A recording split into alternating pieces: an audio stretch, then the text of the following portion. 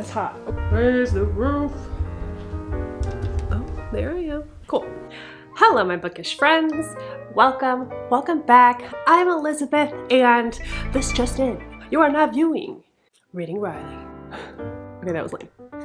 Hello, my bookish friends. Welcome back. I don't know why welcome back is me. I guess I have been here before. I'm Elizabeth. How are you? How are you?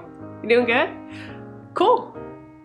Cool, man. I think I figured out a way to wear my glasses without raging glare. Anyway, this is Reading Riley. This is where you found yourself. It is Reading Riley. And this is where we like to read Riley. Not take ourselves too seriously. Have some fun with books. If that's what you're looking for, you came to the right place. Today, we are doing a wrap-up video for March. I'm a little late, but you know, I had some stuff going on. I did another video reading like a 1950s housewife. I'll link that up top here if you want to check that out as well. But for now, let's get into the wrap up. No need to waste time. We're just gonna go through the books, and yeah, that's what we're doing today. In the month of March, I read 9 books. Of those 9, there were 5 fantasy, 1 romance, 1 thriller, and 2 classics. Uh-oh, I can't turn. Okay, straight on. Straight on it is. Second star to the right and straight on till morning. Now I'm gonna get foggy from my coffee, so let's just put this down here. Firstly, I did a thing this month, and I read all 3 Shadow and Bone books. These are so shiny. I love this edition too. They're really pretty. But I also recorded a vlog. Not really a vlog, kind of like a reaction video to me reading these, all of which are at work on audio. So if you want to see me carry some mail and react to these crazy books, then that vlog's going to be out soon, so look out for that. Starting out with book 1, this was absolutely my favorite of the 3. I was sucked in from the get-go. I was drawn into Alina's character off the bat. Just really love her. If you haven't heard of this series, it is Shadow and Bone by Leigh Bardugo, and it is a trilogy, a YA fantasy trilogy. We're following Alina Starkov. We are in a world where there are regular people and there are Grisha, and Grisha have these kind of elemental powers. When you're a kid, they test you to find out whether or not you're Grisha. If you are, you go to a special school. Alina Starkov and her best friend Mal have grown up as orphans in an orphanage, and they are BFFs. She's secretly in love with him. Come to find out, Alina Starkov is indeed a Grisha. This changes their entire life. She's also one of the most powerful Grisha in this land, and is the complete opposite of the Darkling, who is one of the most powerful Grisha as well, but kind of her counterpart. I was really intrigued. I was really into this. I think I gave it 4 stars, or 4.5 maybe. I may have rounded up to 5, but almost perfect. I would have liked to have seen more romance. And then I moved to Siege and Storm, which is the second book of the trilogy. This one I did not love. I didn't hate it. I didn't love it. This got much more into the political intrigue of the world that we're living in here. I think I gave this one 3 stars, which isn't terrible, isn't great, but I wanted more romance. If I remember correctly, in the time I was reading this, I was just like, give me the romance. I need it now, I need it. And I wasn't getting it. I was a little disappointed. And then I decided maybe I'm just a fantasy romance girl. Maybe I'm not like a straight up fantasy girl, or maybe it's the YA aspect, I don't know. But I needed a little more steam in this. I didn't get it. I did enjoy the political intrigue, but it just didn't keep me entirely captivated the whole time. Ruin and Rising, which is the 3rd book in the series. And this one I enjoyed more than the 2nd book and less than the 1st book. So somewhere in the middle, 3.5 or 4 stars. I thought it wrapped up nicely. There were some conveniences. There were some things that were left out that I wanted to know more about. And there were some points that Alina and Mal were just annoying the shit out of me. So there's that. Overall, I did enjoy this series. I'm definitely going to watch the Netflix adaptation that comes out this month, April 23rd. So if you guys are interested, check that out. It should be good. And so yeah, moving on. The next book I read this month is another YA fantasy. This one, I think some people even consider it middle grade, but if it is, it's high middle grade. But listen, The Golden Compass by Phillip Pullman, and I gave this 5 stars. There is a series on it, as well as a series adaptation about this, and at least 2 different movies that all followed this first book. What I didn't realize was that the second book, because I've seen the movies of this before I read it, and several times at that, and so I just figured that was all 3 books. But no. The second book takes it even farther, and I'm saying this because I watched season 2 of His Dark Materials on, what is that, on HBO? Something like that. HBO or Amazon, I'm not sure. But in that, I was like, what? I don't know this part. How did this take this turn? And I didn't have any idea. It's amazing. So I have not started the second book yet, but I gave this absolutely 5 stars, and I can't wait to finish this series. I'm so excited. I can't believe I haven't ever actually read this because it's just beautiful. It's basically, we're following Lyra Belacqua. She's raised in this scholarly situation in this I can't remember what the place is called, but she's separated from her parents. I guess her parents died at birth, or so they tell her anyway. And she sees her uncle Azrael from time to time, who is an explorer. Each person has what they call a demon or a daemon. People pronounce it differently. Basically an animal companion. They are part of you. They are part of your soul. They walk around everywhere with you. And before you hit puberty, your animal can transform into different animals at will until it settles. Basically, when you hit puberty, your demon settles. That kind of is a representation of who you are as a person. If someone kills your demon, then you die as well, or so they thought. Now, these researchers have been doing research on what they call dust, which is something they found in the atmosphere. It's something also that her uncle Azrael is studying. There are some other people who think that dust is basically the devil, and it's concentrated in adults. But before your demon settles, they don't find as much in the children. So they think, okay, well, maybe if we can separate the demons from the children, they'll never develop that dust and they'll never be tainted. And it turns into this commentary on religion, which is so interesting. And just like, you can read this as a child and take some things away from it, and you can read it as an adult and take so much more away from it as well. And I'm so impressed. I love it so much. So can't wait to read the second book in this series. Moving on, I read Act Your Age, Eve Brown by Talia Hibbert. And this is the 3rd book in the Brown Sisters series. This is an adult romance. On the front, the little blurb says, she's sunshine, he's serious. They're enemies for now. This is the youngest sister, Eve Brown. She is kind of this free spirit. She can't commit to anything. All of the Brown sisters come from kind of a wealthy background, and through each novel we follow each sister. The first one was Chloe Brown, the second one was Danny, and the third one is Eve. Basically, Eve is just very free-spirited. She's colorful, she's vibrant, she's a little eccentric, she's kind of flighty, she has commitment issues, and she ends up losing yet another job, and her parents decide they're going to kick her out and cut her off. She needs to learn the hard way to, get on her own 2 feet, get out there, get a job, make a living, and, build some character and follow through with something for once. So they say you're cut off until you hold down a job for a year. So she goes out into the countryside just driving randomly, and she comes across this bed and breakfast, and it says help wanted. There's a help wanted sign. So she goes in, and that's where she meets Jacob, who is the owner of this bed and breakfast. And Jacob is the exact opposite of her. This is very much an opposites attract romance. He is very stiff and likes to do things his own way. He's very particular. He actually reminds me a little bit of Chloe Brown, now that I'm thinking of it. We've also got autism rep in this book, and basically they don't like each other at first. And I wouldn't call it a hate to love, but it's definitely like an irk to love and an opposites attract, and it's beautiful.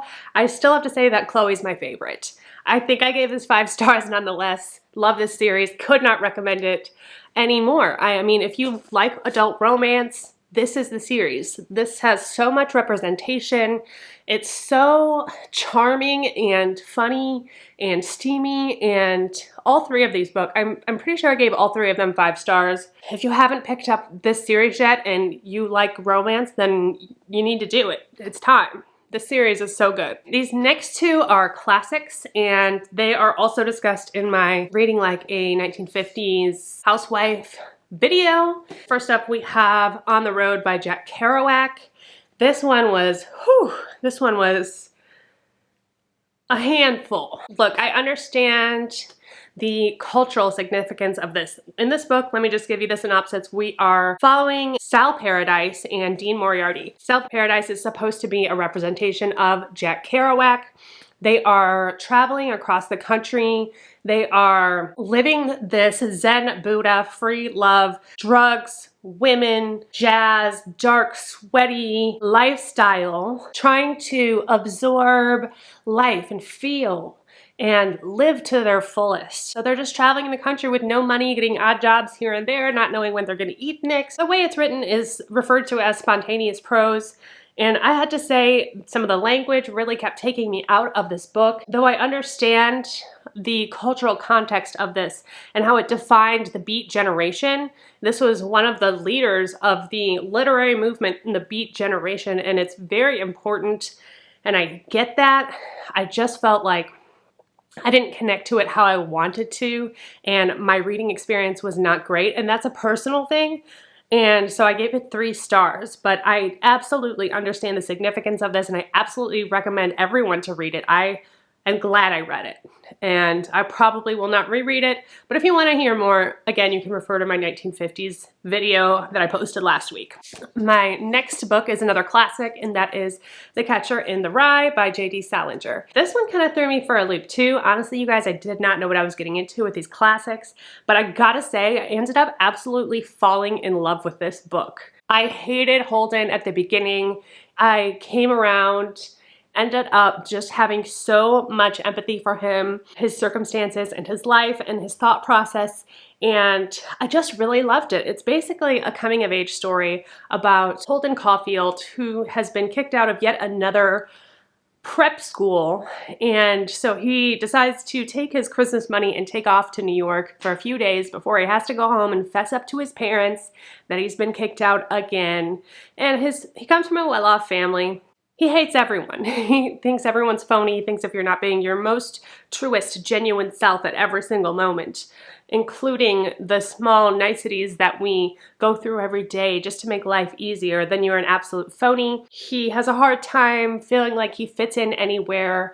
There are so many nuances and so many things about this book that are just so precise and so exactly what they should be, and nuanced and just beautiful. So I have to say, I think everyone should read this. If you know anyone who is a teen and angsty and understanding that, absolutely buy them this book, because I feel like if I had read this when I was a teenager, I would have felt less alone. But I think everyone absolutely should read this before they die. I gave it 5 stars. Absolutely recommend. Okay, now we have my one thriller that I read this last month, which I usually read more thrillers than that, but I didn't quite get around to it. But I did read Every Vow You Break by Peter Swanson. What did I give this? I gave it between 3 and 4 stars. I can't remember quite. It was pretty good. I enjoyed it. I know it's getting some hate for the ending. You kind of saw it coming. Basically, we're following, what is her name? Oh no, Abigail Baskin. She is just your regular girl next door type vibe. She's, you know, kind of struggling to make ends meet to pay her student loans. She is working in the publishing industry, and she meets this guy, Bruce, and he just falls head over heels for her, and he's this mega millionaire, turns out, and he wants to marry her, sweep her off her feet, and pay off her debt, and help her parents rebuild the theater that they used to run that went under and destroyed their relationship. So she says, you know what, we don't know each other that well. I think it had been, some time had passed, but not enough. So she says, okay, I'm gonna marry him. She goes on her bachelorette party to California, kind of winery type situation with her girlfriends, and she meets this guy. They give each other fake names, and they end up talking all night, and they end up sleeping together. And then she gets married to Bruce. She goes off onto this really interesting honeymoon where it's on this like remote island. He's planned everything. There's no cell phone usage. There's no contact with the outside world. He says it's like a retreat where people in the tech industry in like Silicon Valley go to just disconnect for a while. Then shows up the guy that she met at her bachelorette party. And holy cow, is he a stalker? What is going on? How could he possibly be in this place? I enjoyed the pacing of this. I read it in one day. I listened to it at work, one shift at work, and I was done.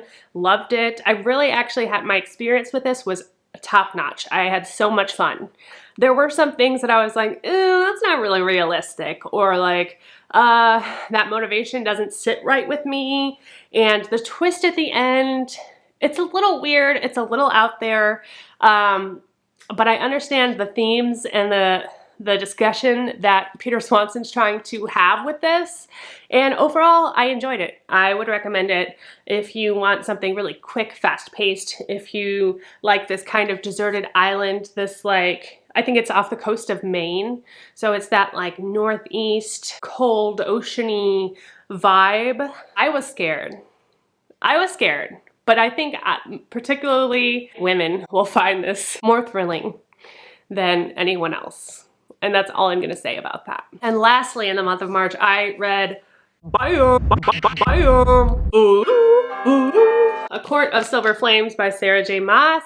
I also have a review of this, which I will link above. I think I gave it 5 stars. You guys. I love it. After I've been sitting with this though, I may drop that down to a 4 or 4.5. I think the second one's the best one. I really enjoyed getting to know Nesta a little bit better. I enjoyed all of the character work in this. And I just knew going into this that it was going to turn my opinion on Nesta, and it absolutely did. The plot was a little bit weaker than the other books, but I didn't need it. I didn't really miss it. There was still enough going on, but I felt like it went a lot of different directions when it could have been more focused. I felt like there was an extra plot point that Sarah J. Maas added in with those three magical things that they were trying to find, whatever they were, troves or whatever it was. I don't think we even needed that. I think everything with Nesta and her kind of found family tropes and the character work she's going through, and Cassian and all the sex scenes. This is the steamiest one. Absolutely the steamiest book in this series, without a doubt. It was just fun. You know, it's fun, it's silly, and there's some heavier parts. I did feel like that Feyre and Rhys kind of butted their heads into this plot a little bit too much, but you know, besides that, I really enjoyed it. I always enjoy an SJM, and I can't complain. And that's that. That's everything I read in March. Keep your eyes out for that Shadow and Bone vlog. I'll be posting that probably sometime this week or next week. I don't think I'm gonna do TBRs, you guys. I'm contemplating it. I haven't done them. I may have done one TBR, but it just makes me anxious to do a TBR. So I'm trying to work out something fun that I can do in place of a TBR. If you guys have ideas, let me know. Maybe I'll do a TBR for like 4 books and then just leave the rest open so that I can have that freedom to have choice in whatever my mood is. But I gotta figure that out. We'll see what the literature has to offer, shall we? That's gonna be all. If you enjoyed this kind of content, consider subscribing, consider hitting that like button, potentially on this side. I will see you guys next time. Until then, don't forget that life is short, so read Riley. Cheers.